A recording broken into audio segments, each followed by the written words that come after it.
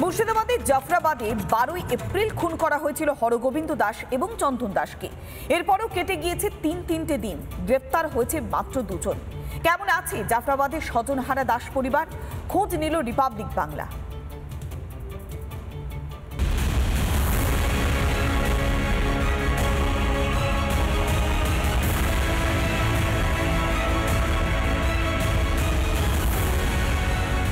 চোখের সামনে কুপিয়ে খুন হতে দেখেছিলেন স্বামী হরগোবিন্দ দাস ও ছেলে চন্দন দাসকে।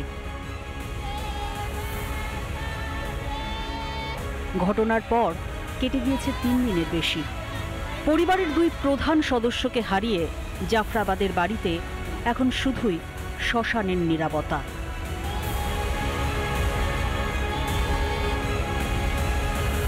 শনিবার নৃশংসভাবে খুন করা হয়েছিল হরগোবিন্দ দাস এবং চন্দন দাসকে। তারপর দুজনেরই, হরগোবিন্দ দাস এবং চন্দন দাসের স্ত্রী, একেবারে শোকে পাথর হয়ে গেছে। এমন নববর্ষ যে আসবে তা হয়তো কল্পনাই করতে পারেননি বা স্বপ্নেও ভাবেননি। বুকে যেন পাথর চাপা দিয়েছেন, কথা বলার শক্তি নেই।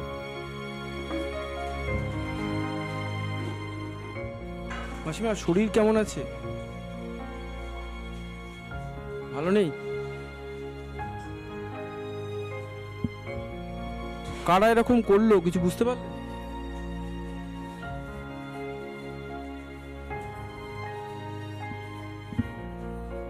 কেউ কি হুমকি দিচ্ছে এখনো?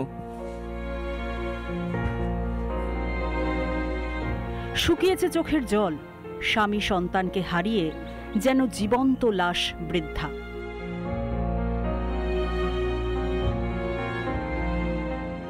শোকে পাথর পরিবার, কিন্তু তার সঙ্গেই মাথায় চিন্তার পাহাড়। এক লহমায় পরিবারের 2 রোজগেরের সদস্য চলে যাওয়ায় এবার সংসার চলবে কিভাবে?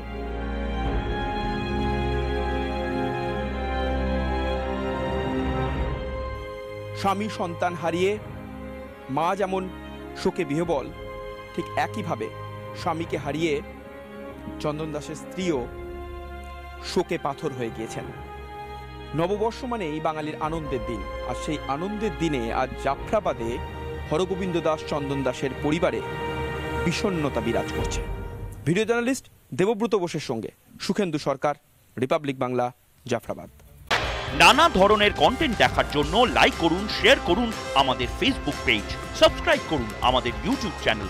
পাশাপাশি অন্যান্য ব্রেকিং নিউজের জন্য অবশ্যই চোখ রাখুন রিপাবলিক বাংলায়।